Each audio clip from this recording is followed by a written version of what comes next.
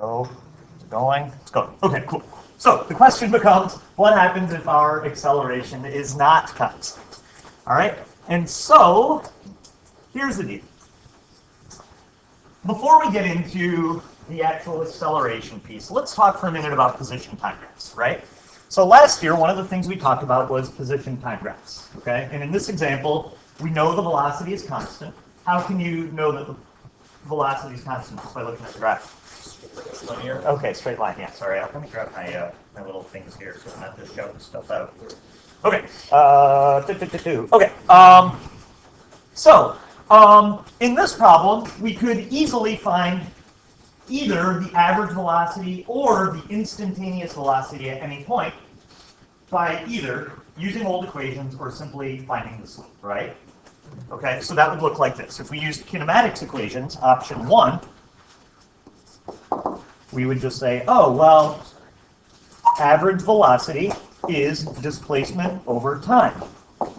And so I can pick any 2 points and find the displacement and the time between those 2 points and go from there, right? So let's pick this point, and it looks like this point. Those are pretty easy to figure out, right? So if I do that, my displacement between these 2 points is, well, we're going from -4 up to 2. So my displacement would be 6 meters. Did I do that too quick? All right. Divided by the time. Well, my time is going from 0 up to 2. So that's 2 seconds. So that's just 3 meters per second, right? Cool? All right. Option 2 basically amounts to the same thing, right? Because one of the things we learned last year was that you could find the slope of a position time graph, and that would give you the velocity, right? Technically, the average velocity, right? So V average is equal to slope. What's the symbol for slope, you guys? M, right? So that's, I'm going to go old school. We're just going to do rise over run. So let's see. With the 2 points that I just picked, my rise, oops, sorry. Would be better if I did this right instead of wrong. My run is 2 seconds. And my rise is 6 meters. So 6 meters over 2 seconds is 3 meters per second, right? Everybody cool with that? Yep. Also worth noting, what if I asked you for the, how fast is the object going after 1.4 seconds? 3 meters per second, right? Why? Because the velocity is constant, right? Because this is a straight line. So once I know my average velocity, I know my velocity at any point along the line because it's always the same thing. Cool? Cool. Any questions with that? All right, so that's honors stuff. Everybody cool with that? Cool. All right, so what happens if my position time graph looks like this? All right, well, you wouldn't know it looking at this. It turns out that this is a parabola. So it does turn out that the acceleration is constant. You wouldn't necessarily know that just by looking at the graph. This could be some other graph. We don't know. Maybe it's x to the 4th. We don't know. Okay? So here the velocity is changing, right? So if it is determined somehow that the acceleration is in fact constant, then we could use, you know, those constant acceleration equations from 2.1, and we'd be good. If not, then we could, if we wanted to, find the average velocity between 2 points, right? But not necessarily the instantaneous velocity, all right? So let's talk about that. Suppose I wanted to find the average velocity between, well, I guess we wouldn't have a negative time. Ignore the fact that we have negative time here. I thought that one, whatever, you don't care. Okay, so let's find the average velocity between 1 second and how about 3 seconds? Okay, so V average is displacement over time, which we just saw is the exact same thing as rise over run, right? So my run is 2 seconds. my rise, let's see, I'm going from 1 meter up to 9 meters. So that's 8, right? So I've got an average velocity of 4 meters per second. Pictorially, how would I represent that average velocity? Just draw a straight line. Draw a straight line, right? This number is simply the slope of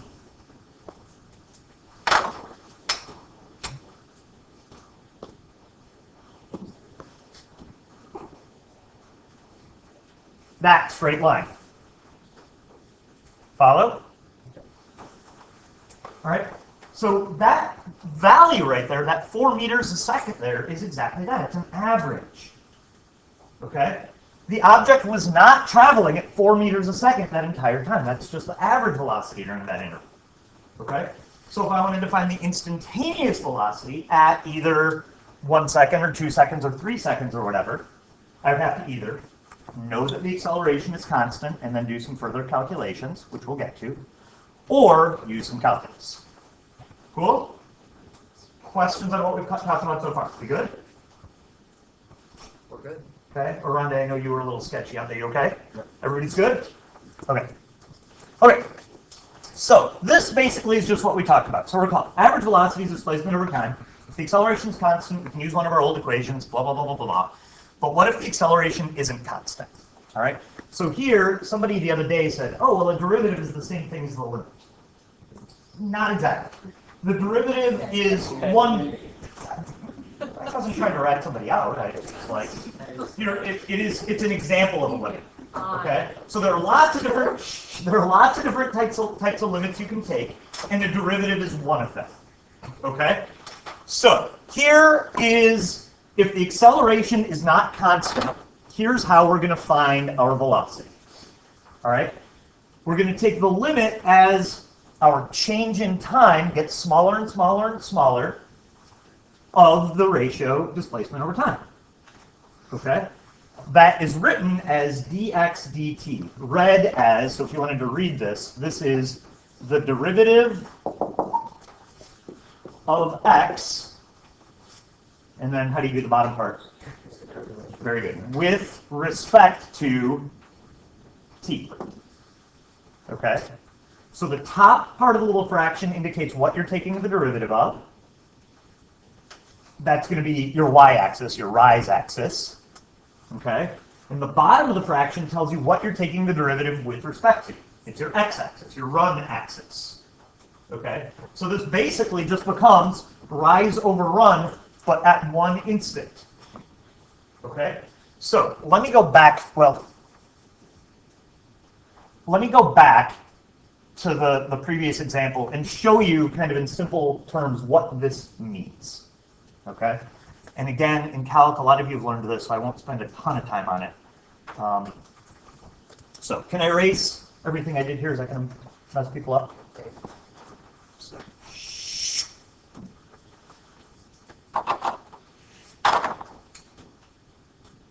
you, go away. Okay.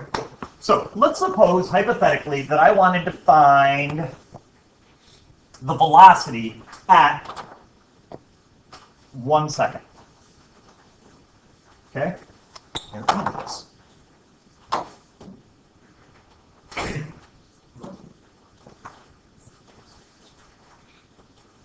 Sorry, I know you guys can't do that on your paper. What are you doing? All right. Out of my way. Okay, so I want to find the velocity at exactly 1 second. Okay? So remember, in general, velocity is represented by slope, right? But the slope gives you the average velocity. All right? Well, what we can talk about is, when we're talking about a curve, you can't really talk about the slope of the curve, but you can talk about, the sloppy way of saying it is you can say the slope at a point on a curve. Technically speaking, what you're doing is finding the slope of the tangent line. So does anybody remember, what do we mean when we talk about a line being tangent to a curve? What do you got here? A tangent line is like, when a line is tangent to a curve, it only hits the curve once. Perfect. Yeah, within a small radius. But yes, 100%. Yeah. So like, if you're real close to that point, it's only going to hit the curve at exactly 1 point. You're right. Okay. So basically, the way that I always think about it is I always think if my curve is a roller coaster and I'm sitting on the roller coaster looking straight ahead, the direction I'm looking in is the direction that the tangent line points. In English, this. Right? So the direction my pen is pointing at any given instant represents the direction that the tangent line points in. Okay? It's sort of a model of how steep the line is at that point. So it's coming downhill, getting less steep, less steep, less steep, less steep, flat at the bottom, right? There's going to be a point at the bottom where you're looking straight ahead, right? And then you go up, up, up, up, up, up, up, right? So your tangent line at this point is going to look like that. Tangent line. Oh, I'm pretty happy with that. Yeah, way better. This man is a guy. All right. All right. So.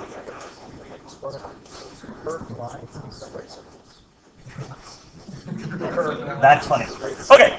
So our goal is, so if I want to find the velocity at 1 second, because this is a position time graph, to find the velocity at 1 second, I want to find the slope of this tangent line. Quick side note, this tangent has nothing to do with sine cosine tangent. No relation, unfortunate naming, dear math people, F you. All right, so, now what does this have to do with, so when you find slope, you need 2 points, right? It's rise over run. It's y2 minus y1 over x2 minus x1, right?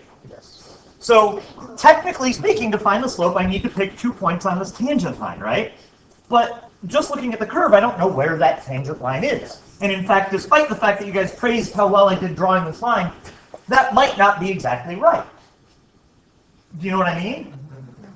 So how do we do it? So the idea is this. What we're going to do is we're going to pick 2 points that are on either side of the point that we're trying to find the slope of the tangent line at. So like suppose I pick this point and this point. Then that would be my slope, right? Now as this point gets closer and closer and closer, my slope, the slope of the blue line, is going to get closer to the slope of the green line. Okay, so if I pick my point here, I've got this. Ah, that's much closer, right? Yes. If I pick my point here, ah, much closer, right? So the idea is, as your 2 points get closer and closer and closer together, the slope of the line between those 2 points gets closer and closer and closer to the slope of the tangent line. Okay? So, what does that have to do with this? So what we're doing is we're gonna take the slope of the line, right? Displacement over time, rise over run. But we're going to take the limit as the distance between those 2 points gets smaller and smaller and smaller and smaller. That's what a derivative is. Okay? The derivative gives you the slope of the tangent line at a point.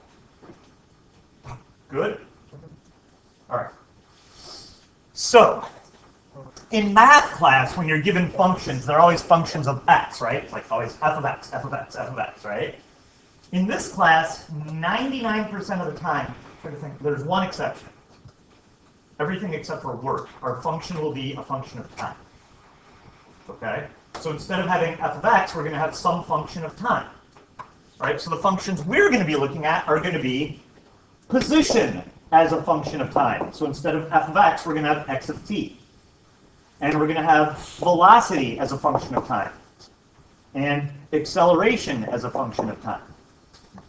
Okay? So in math, you're always going to have fx, which means you're going to have probably dx, dy, or df, dx, right? Or maybe dy, dx. Okay? In here, we're going to be taking the derivative of x with respect to t, or the derivative of velocity with respect to t, or in some instances, the derivative of acceleration with respect to t. All right, so let's talk mathy for a second. So suppose we're given a function f of x. All right, what I want you guys to understand is that when you take the derivative, the way that I explained it here, it made it look like it gives you a number, right? Because it's a slope, right? Correct. But the problem is, what I did there is I found the derivative at x equals 1. Wouldn't the slope be different over here at x equals 2? Right? The slope would be different because the graph is much steeper over here at x equals 2, right? Yes. Follow? So each point on the original curve has a different slope of the tangent line. So for every one x value, there's a different slope at that x value.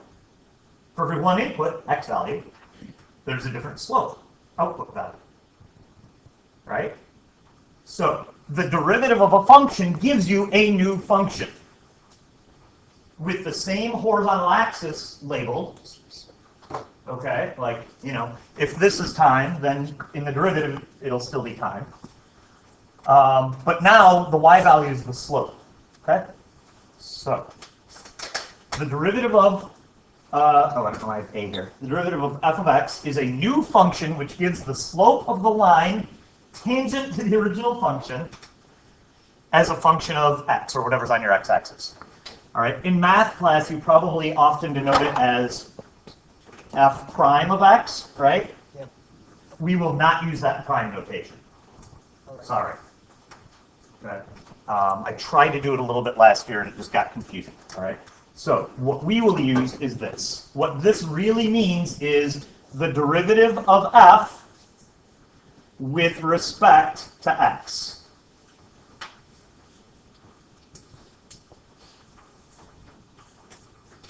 Cool. Any problems? All right. So I think I already talked about this a little bit, about the notation. So the top of the fraction tells you what you're differentiating, what you're taking the derivative of. Okay. Differentiating means take the derivative of it. Okay. And then the bottom of the fraction tells us what variable we're differentiating with respect to. So in simple terms, I thought long and hard about this as I wrote this. I was pretty happy with this by the time I finished it. So in English, the top of the fraction denotes the y-axis of the original function. In other words, whatever your rise value is, right? And the bottom denotes the x-axis, the run. So that your derivative, df dx, becomes rise over run. And so it gives you the slope of the tangent line at that given x value. Questions? Okay. So, as you go through your calc class, you're going to do a ton of this, okay? So the beginning of this class is going to be a little awkward for you guys because you're going to be just learning derivatives and trying to use them to solve problems in here. So I guess what I'll say is this. As you're solving the problems, if you're taking the derivatives wrong, but knowing to take the derivative, I'd say you're in pretty good shape. So don't get stressed out if you take the derivative incorrectly, because in your math class, you're going to get a ton of practice with that. Of more concern is, do you know that you're supposed to take the derivative? Follow? Yep. Okay, and you know, obviously, we'll practice them.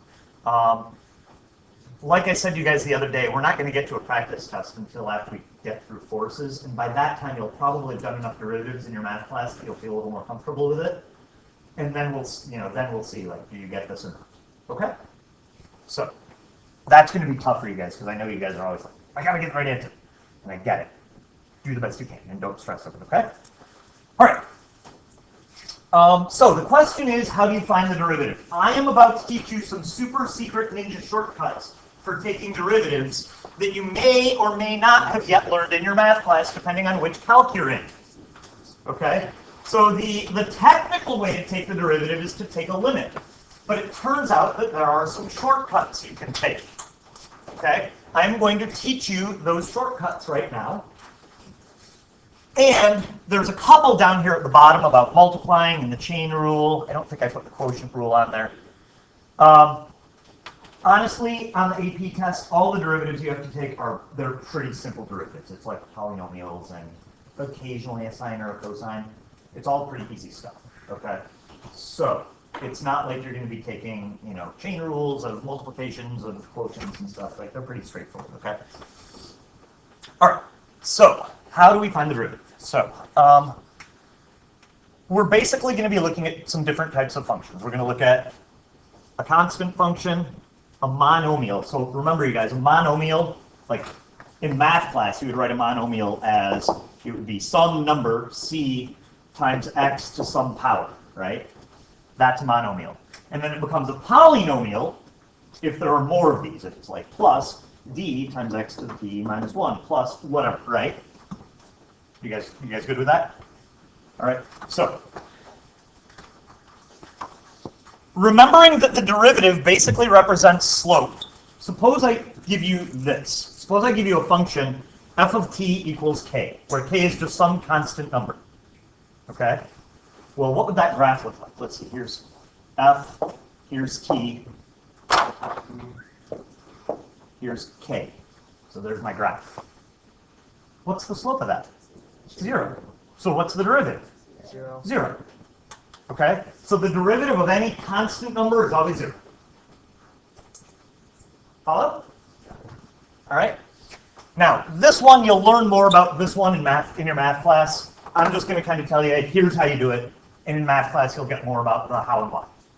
Cool? All right. So if you've got a monomial, in other words, a constant times your variable to some power, then to find the derivative, whatever the power is, your starting function is this. F of t is some constant k times t to some power. Okay? Then your derivative is, it's the same thing, but you bring the power down out front. So you multiply by whatever the power is. And then your new function has a power that's 1 less.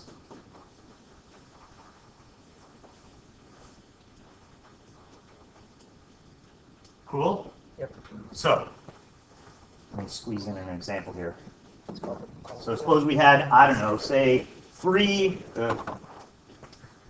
suppose we had f of t is 3 times t to the 7th. Then to find the derivative, I'm going to bring the 7 down out front. 7 times 3 would give you 21 T to the 6. times t to the 6th, right? So you guys, most of you guys have seen this before, right? That is the power. Yeah, is that's called the power rule? Yes. Great, yes. Okay, cool. Everybody cool with that? Yeah. Aranda, you were worried about this. Have you seen this before? No. No. No? Okay. Does it make sense or no? Yes. So for you, it's going to be kind of memorizing these rules. You'll get them more in math this year, right? Because you're in one of the calc classes, right? No. Oh, really? I'm switching into free calc. Ooh. Okay, we might need to have a time though then. Okay. Okay. Okay. All right. So are we good? Yep. Okay.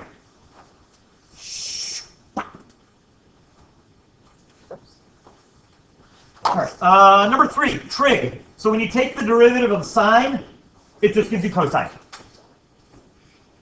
When you take the derivative of cosine, it gives you -1 times sine. Okay? So these are just, for my class, just memorize them or whatever. In your math class, you'll learn more about y. Okay? And if you ever want to know more about y and want to ask me one-on-one, cool, but I'm not going to cover it right now. Cool? All right, this one comes up frustratingly often, particularly later in the year when we get to like air resistance. This comes up. Okay? So when we get to variable forces, where your forces are not constant, this will come up. So heads up. So it turns out that the derivative of the natural log of a function is 1 over whatever your variable is. Okay? All right. Adding. If you're adding functions, then to find, so like if you had, well, if your function was one function plus another function, then to find the derivative of that original function, you just take the derivative of the 2 individual guys and add them up. Cool? Yep. So like polynomials, you take the derivative of the first monomial, derivative of the second monomial, third monomial, etc. Good? Yep. All right. Multiplying, I'm going to not worry about. There's a rule for multiplying. I'm hoping I didn't put any on the assignment. You'll get practice with that in math class, and I hope I didn't put any on the assignment. I think I had thought. Well, yeah. Okay. So anyway, so multiplying, there's another rule, and chain rule, another rule. I'm not going to worry about those because they come up very, very, very, very rarely. Yes, sir. What's the, like, Is the derivative like 2, 0? Yes. Alright, cool. Can you tell me why? Yeah, because there's no exponent, so it's like 1 times 2 to the 0. It's that, right? If you've got f of x equals 2, then what's the graph going to look like? Here's your f, here's your x, here's 2. I think he means in terms of the power rule. Yeah. Like just he's right. Like you But can yeah. do it that well. You can do it both ways. Yeah. So wait, could you talk about the power rule Because one? it's two times x to the 0. Right. Oh, I gotcha. Apply the 2 to the 2 X to the becomes negative. 0. Oh, I don't think that works. Does that not work? Oh wait, no. Is that like, Because then you'd get, oh yeah, that would work because you'd bring the 0 down. Yeah, that does work. You could have x to the negative 1.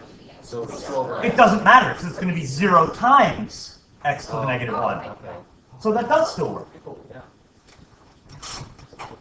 Cool. All right, everybody good?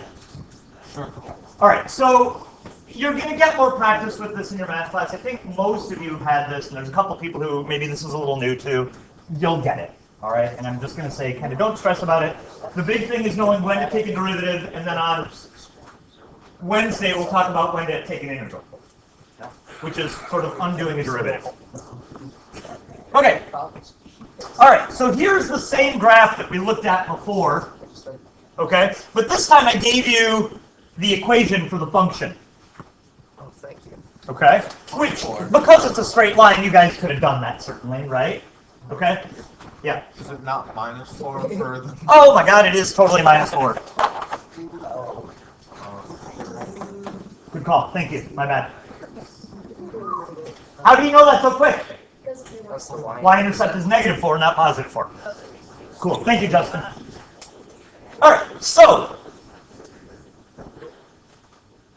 let's do this. So we've got x of t is 3t minus 4, right? So let's see if we can come up with an equation that tells us the velocity at any time. Okay? So here's what I'm going to write.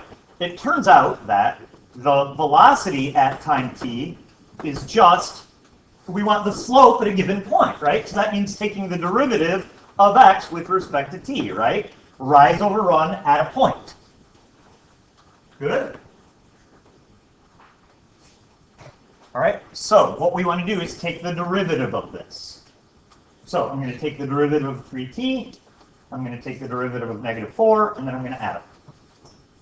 Cool? Because I've got two functions, right? This one plus this one. Okay. So, I'm going to do this in more detail than I usually would, but 3t to the 1, when I take the derivative, what do? We bring the 1 down. So you get 1 times 3 times t to the 0. What's anything to the 0 power? 1. So I get 1 times 3 times t to the 0. That's 1 times 3 times 1. Oh, that's just 3. Cool? Yep. And then my other function is -4. What's the derivative of a constant? 0. So when I add them, 3 plus 0 just gives me 3. So what's my derivative? 3. So what this is telling me is my function, velocity, as a function of time is 3. So let's graph that. Velocity, time, 3. Notice, did I do that too quick? Teddy, how you doing back there? You all right? Yeah. You good? No, I wasn't picking any. I was just asking. I'm taking a sampling. Sarah, how about you? You doing okay back there? Yep. Sebs? I'm great. Christine, good? Anybody unhappy? Johnny? Why are we picking on Johnny? Johnny, good? Johnny, okay? Johnny. All right. I need to be in on this joke. I know no inside jokes I'm not included in. Okay, so why am I happy with my answer here? Because the slope is constant, so my velocity better be constant. And isn't that the same answer we got before when we did rise over run? Hooray! Also, it's a straight line, mx plus b. What's my slope? 3. What's my velocity? 3. Oh, yay, it all maps up. Everybody's happy. Cool? Questions? All right. Now, here's that curved graph we looked at before, but again, I gave you the function.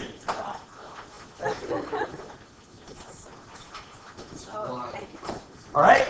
So, here's the same graph I gave you before, but now here's the equation. So here's what I know. I know x of t is t squared.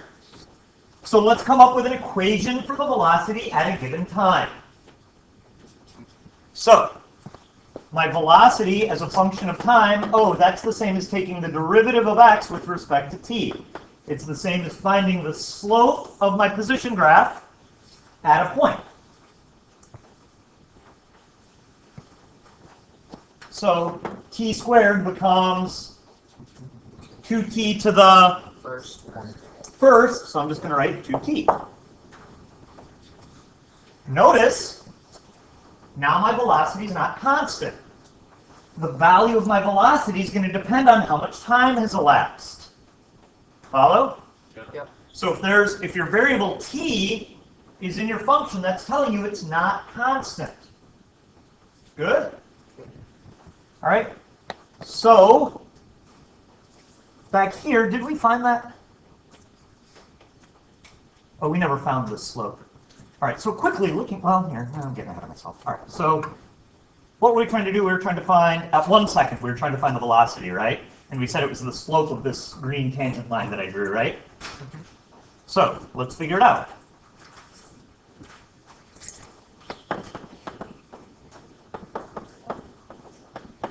The velocity after 1 second is 2 times 1, which is 2, right? And my units are, well, it's velocity, right? So it's got to be meters per second. So, well, we don't need to look. I don't know how well I did, but whatever. Yeah. Are we good? Problems? Yeah, Adam. So that's just basically saying that at the point 1, the graph has slope. Correct. So what that's saying graphically is that the slope of this green line I drew ought to be 2. So over 1, up 2, over 1, up 2, over 1, up 2. So I did pretty well. I got 1. Cool? Any problems? Okay.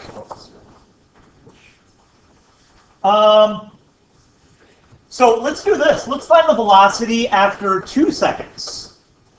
Well, that would be 4. And after 3 seconds, it would be 6. What's the velocity doing every second? Going up by 2, right?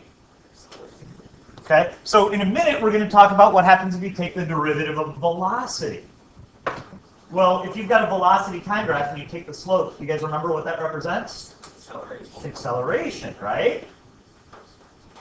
What's the derivative of 2t, guys? 2. That's my acceleration. Oh, the acceleration's constant. Right? Follow? Cool. All right. So, suppose I give you an object whose position as a function of time is described by this equation. Here's the equation. Notice, I really didn't have to give you the graph, did I? Nope. Okay, the only reason I gave you the graph was I wanted to highlight the fact that A, it's crazy. B, it's certainly not a straight line. Okay, yeah. I don't know.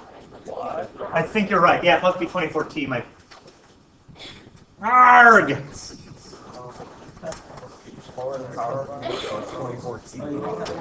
Nice job.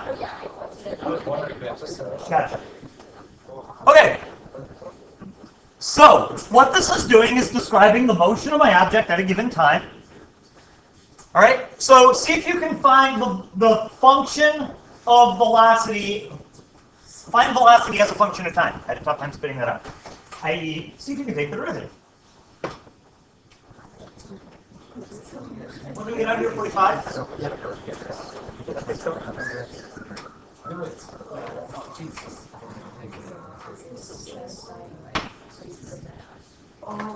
Is it filling in? We're weird.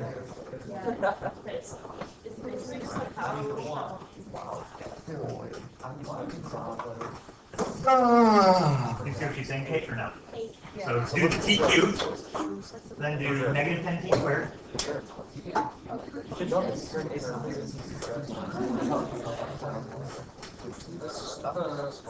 Velocity, acceleration.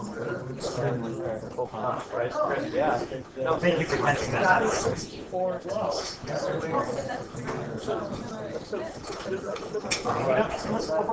I don't know which way. Like, Oh, okay.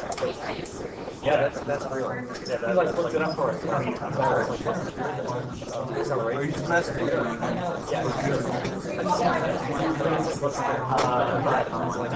Well, what's t zero? We're just finding what's in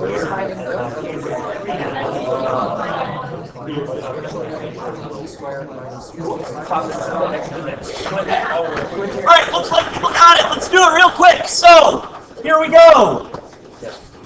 So, I'm going to take the derivative of x with respect to t, and that'll give me the velocity as a function of time, right?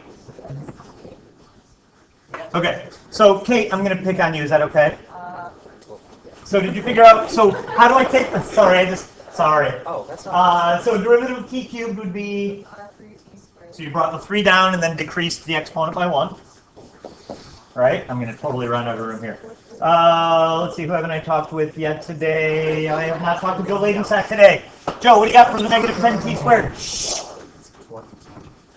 Cool, close.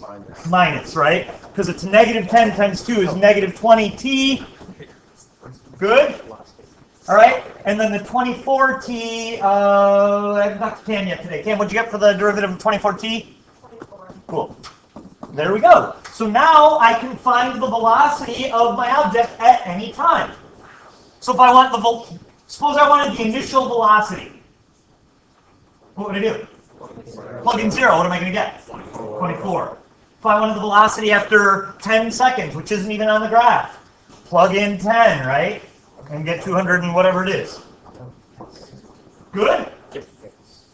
Any questions? All right. All right, so I think you got it, right? Do I need to go through this? All right. So what we just basically learned was this, that if you take the derivative of your position time function, you get a velocity time function. Similarly, I hate that word, if you take the derivative of your velocity time function, remember, derivative represents slope, so the slope of your velocity time graph gives you acceleration. That's all of this. Okay? So in the last example, we just found out this. We found out that v of t was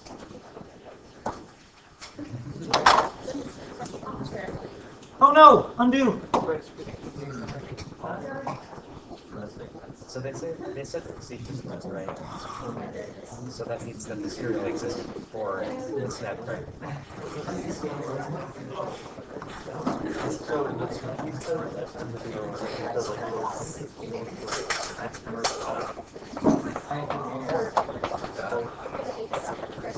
Okay.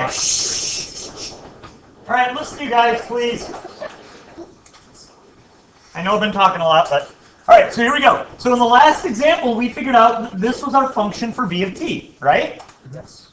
So suppose I wanted to find the acceleration at a given time. We just take one more derivative. Okay? So let's do that. So I'm going to take the derivative of v with respect to t.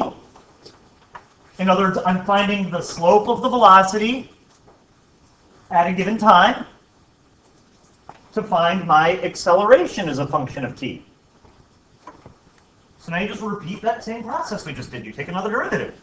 So derivative of 3t squared, bring the 2 down, so you're going to get 6t